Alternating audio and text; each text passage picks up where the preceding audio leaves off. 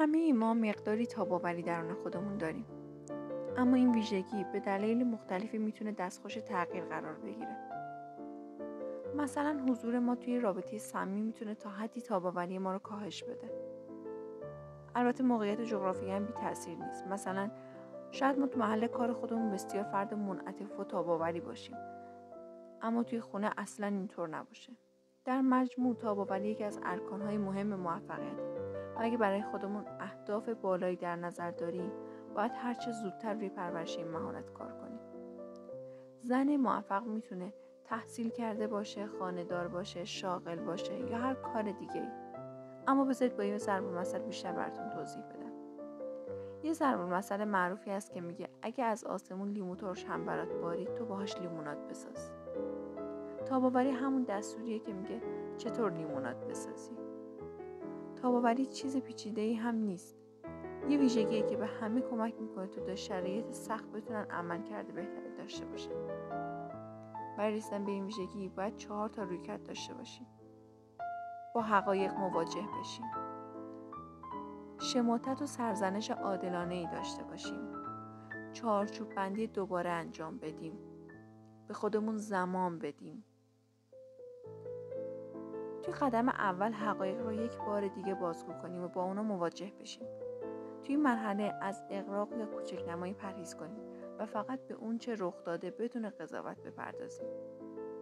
توی قدم دوم نباید همه تقصیر رو خودمون به گردن بگیریم.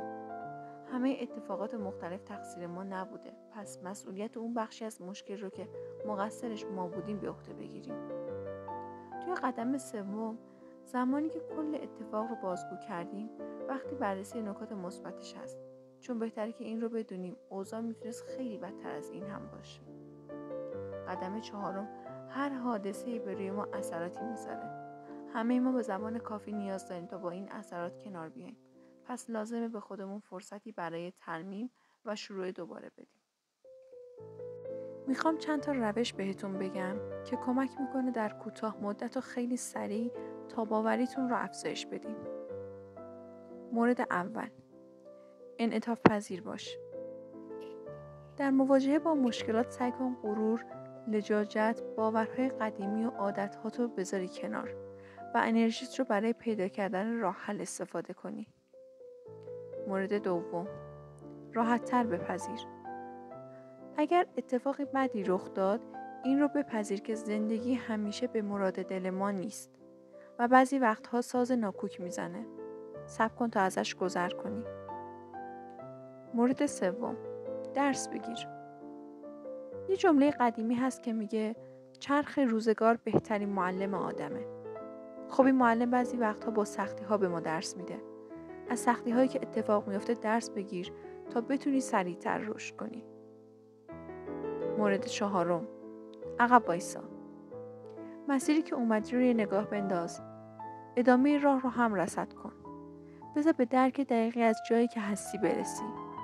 اگر راه برات روشن باشه، سختی هاش رو بهتر میتونی تحمل کنی. مورد پنجم، همراه شو. برای این مسیری که داخلش هستی چند تا همراه خوب پیدا کن تا با روی هم گذاشتن ظرفیت هاتون بتونید به توانایی بیشتری برای طی کردن مسیر دست پیدا کنید. مورد ششم، با خودت خوب باش. این رو همیشه گفتم، اینجا هم دوباره اشاره میکنم. اگه با خودت خوب نیستی اصلاً دنبال راهکارهای اضافه نباش. وقتی با خودت مهربونی قدم اول هر بهبود و پیشرفتی رو برداشتی.